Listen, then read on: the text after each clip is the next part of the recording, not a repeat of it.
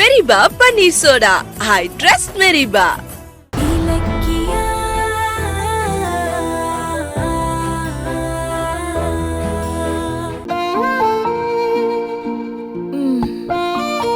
வாப்பா உட்காரு.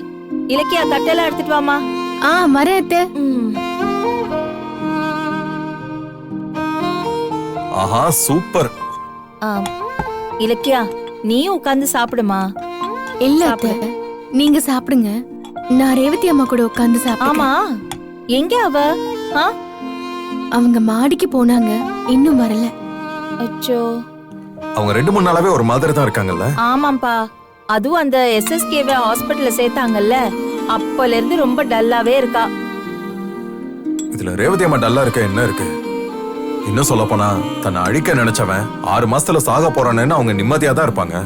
என்ன காரணமோ தெரியல, அவளுக்கு என்ன பிரச்சனைனே எனக்கு புரியல. இல்லக்க உனக்கு ஏதாவது தெரியுமா? இல்ல எனக்கு எதுவும் தெரியாது கௌதம். சரி, அவங்க பசியோட இருப்பாங்க, போய் சாப்பிட கூப்பிட்டு. சரி, கூட்டிட்டு வந்துரு. நீ சாப்பிடுப்பா, சாப்பிடு.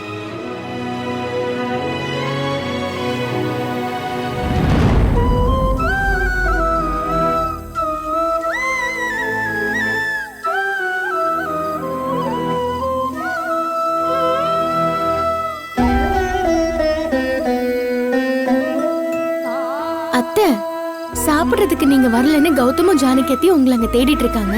நீங்க என்னன்னா இங்க வந்து நிக்கிறீங்க? வாங்க போலாம். வாங்க அத்தை. அத்தை, இப்ப ஏன் கண் கலங்குறீங்க? அது SSK. அந்த SSKக்கு வந்த நோயை பத்தி இன்னும் யோசிச்சுட்டு இருக்கீங்களா? அதான் நேத்து நைட்டே இத பத்தி நம்ம பேசணும்ல, அப்புறம் ஏன் அதை இன்னும் மறக்காம இருக்கீங்க? மறக்கத்தான் நினைச்சேன், ஆனா SSK அதுக்கு விடல. என்ன சொல்றீங்க? இன்னைக்கு SSKவை நான் பார்த்தேன். SSKவை பாத்தீங்களா? எப்போ? நீங்க வேலைக்கு போனதுக்கு அப்புறம் SSK எனக்கு கால் பண்ணிட்டே இருந்தாரு. நான் பார்த்துட்டு குழப்பமாயிட்டேன், ஆனா அவரும் விடாம அடிச்சுட்டே இருந்தாரு. ஒரு கட்டத்துல சரின்னு அட்டன் பண்ணி பேசினேன். என்னத்த முதல்லலாம் SSKவை அவன் இவன்னு சொல்லுவீங்க, ஆனா இன்னைக்கு வார்த்தைக்கு வார்த்தை அவர் இவர்னு சொல்றீங்க. மரியாதைலாம் கூடிக்கிட்டே இருக்கே, என்ன விசேஷம்? ஐயோ இலக்கியா, நீ நினைக்கிற மாதிரி எல்லாம் எதுவும் இல்ல. SSK எதுக்கு கால் பண்ணான்னு கேளு. சரி, அந்த ஆள் எதுக்கு போன் பண்ணாரு? என்ன பார்க்கணும், வீடு எங்க இருக்குன்னு கேட்டாரு. SSK இங்க வந்த பிரச்சனை ஆயிரும்னு நான் கோயிலுக்கு வர சொன்னேன்.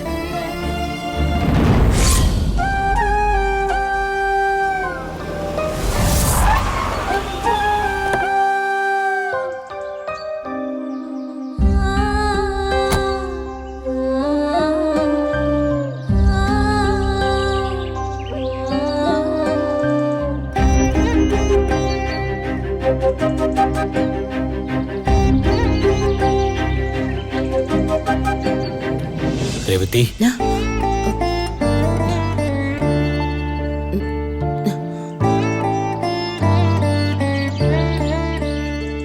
எப்படி இருக்க? நான் இருக்கவே கூடாதுன்னு நினைச்சவர் நீங்க, இப்ப என்ன திடீர்னு உங்களுக்கு பாசம் பொத்துக்கிட்டு வருது? கோவப்படாத, நான் உன்னை நிறைய கஷ்டப்படுத்தியிருக்கேன். ஆனா இப்ப எனக்கு நோய் வந்து நான் கஷ்டப்படுறப்பதான் நான் உனக்கு எவ்வளவு பெரிய அநியாயத்தை பண்ணிருக்கேன்னு தெரிஞ்சது.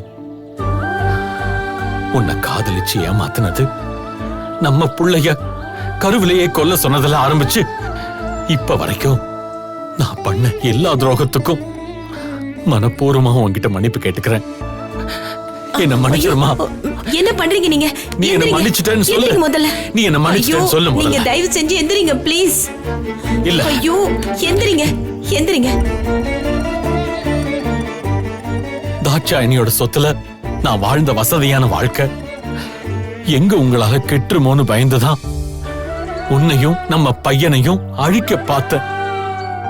ஆனா அதுக்கு கடவுள் எல்லாத்துக்கும் சரியான தண்டனை கொடுத்துட்டாரு. அழறீங்களா? அழுங்க.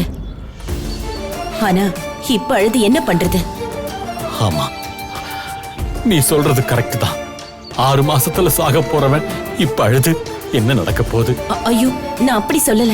ஒரு மனுஷனுக்கு கொடுமையான விஷயம் என்னன்னா அவனோட சாகுற நாள் அவன் கண்ணு முன்னாடி தெரியறதுதான். எனக்கு இப்ப என் சாகுற நாள் தெரிஞ்சிருச்சு. இன்னும் 6 மாசம் டைம். அப்புறம் நான் இருக்க மாட்டேன். ஐயோ, தயவு செஞ்சு அப்படி சொல்லாதீங்க. உங்களுக்கு ஒண்ணும் ஆகாது. ட்ரீட்மெண்ட் பார்த்தா உங்க உடம்பு சரியாயிடும். உன் ஆயுச அழிக்க நினைச்சவனுக்கு ஆயுசு நீடிக்கணும்னு நீ ஆசைப்படுறியே. உன் நல்ல மனசுக்கு முன்னாடி நான்லாம் எதுவுமே இல்லை. ரேவதி, இப்ப சொல்றேன், உன்னை ரொம்ப மிஸ் பண்ணிட்டேன். வா ரேவதி, வா, இங்க வா.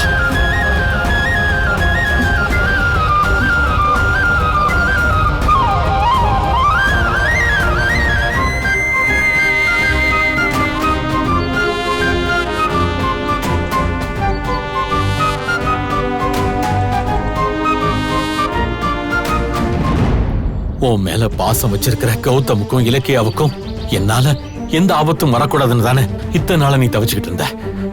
ஒரு நிமிஷம் இரு.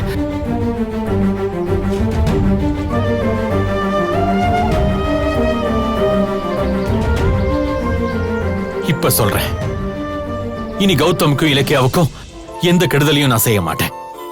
இது சத்தியம்.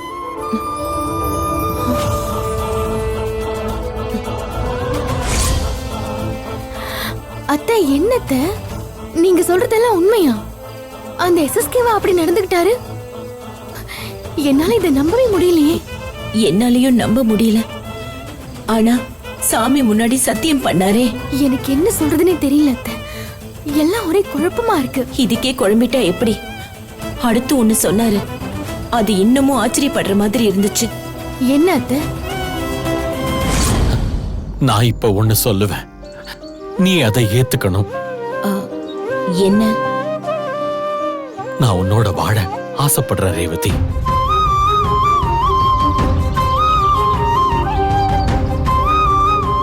நான் உயிரோட இருக்கிற இந்த 6 மாசமாவது உன்னை சந்தோஷமா பாத்துக்கணும்னு நினைக்கிறேன்.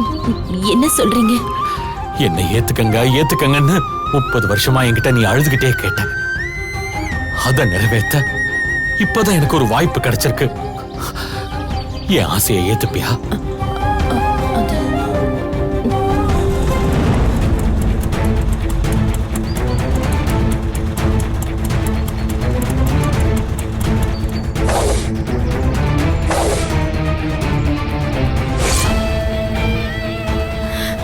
தாட்சாயணியா?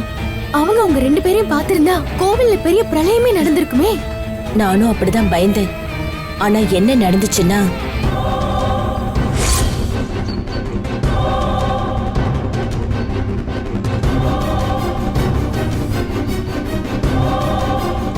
ஐயோ, இப்ப என்ன பண்றது? தாட்சாயணி இங்க வராளே. வா வா வா.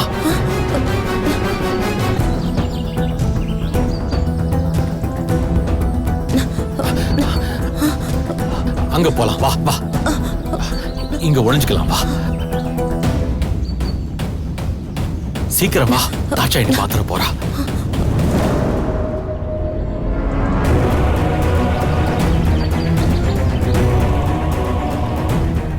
வாங்க, யார் பேர் பிரச்சனை? எஸ்எஸ்கே பேருக்கு. அப்படியே பண்ணிடுறோமா? தனுசு ஓம் ராசி, அம்மையே மூல போற்றிவோம், அம்பிகையே போற்றிவோம், அனுக்கிரக மாரியே போற்றிவோம், அல்லல் அற்பவளே போற்றிவோம், அங்குச பாசம் வேந்தியவளே போற்றிவோம், ஆதார சக்தியே போற்றிவோம், ஆதிமகா சக்தியே. ஆமா, நீங்க தான் இப்ப தெரிஞ்சிட்டீங்கல்ல, அப்புறம் எதுக்கு தாட்சாயணிக்கு பயப்படுறீங்க? அது அது வந்து நான் இத்தனை நாளா உன்னை பையனை பத்தின ரகசியம் மறைச்சேன்னு தெரிஞ்சா அவ என் மேல கொலவெறி ஆயிடுவா. அவளால எனக்கு மட்டும் இல்ல, உனக்கும் நம்ம பையனுக்கும் ஆபத்து வந்துடும். அதான். வாங்க குடம் நிறைக்கும் வள்ளல் பெரும்பசுக்கள் நீகாத செல்வம் நிறைந்து ஆயுள் ஆரோக்கிய ஐஸ்வர்யத்தோட இருக்கணும்.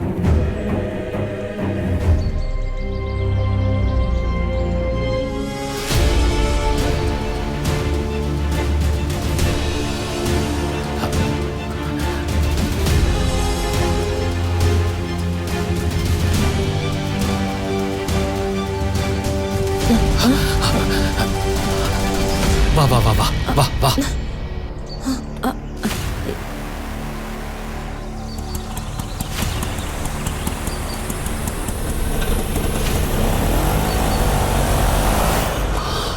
அப்பா. என்ன ரேவதி, சேர்ந்து வாழ ஆசைப்படுறேன்னு கேட்டதுக்கு நீ இன்னும் பதிலே சொல்லலையே. ஆமா, நம்ம புள்ள எப்படி இருக்கா, என்ன பண்றான், என்ன மாதிரி இருக்கானா உன்ன மாதிரி இருக்கானான்னு தெரிஞ்சுக்க எனக்கு ரொம்ப ஆசையா இருக்கு. ஓ, நான் திருந்தினதை நம்புறதா வேணாமான்னு உனக்கு குழப்பமா இருக்கா? உன் குழப்பம் நியாயம்தான். இத்தனை வருஷமா அயோக்கியனா இருந்துட்டு திடீர்னு நான் மாறிட்டேன்னு சொன்னா யார் தான் நம்புவா? ஆனா ரேவதி, நான் சொல்றது நிஜம், என்ன நம்பு. நான் தான் சாமி முன்னாடி கற்பூரம் ஏந்தி சத்தியம் பண்ணிட்டேனே, அப்புறம் என்ன? நான் மாறிட்டேங்கிறத நம்புறியா இல்லையா? நம்புறேன். அப்பாடா, எனக்கு இது போதும். நான் இப்பவே செத்தாலும் எனக்கு கவலை இல்ல. ஆமா, நம்ம புள்ள. ஐயோ, டைம் ஆயிடுச்சு, நான் போறேன். ஏய், இரு ரேவதி, அவசரப்படாத. இன்னும் கொஞ்ச நேரம் மனசு விட்டு பேசலாம். இல்ல, எனக்கு நிறைய வேலை இருக்கு, நம்ம அப்புறமா பேசிக்கலாம். ரேவதி, ரேவதி.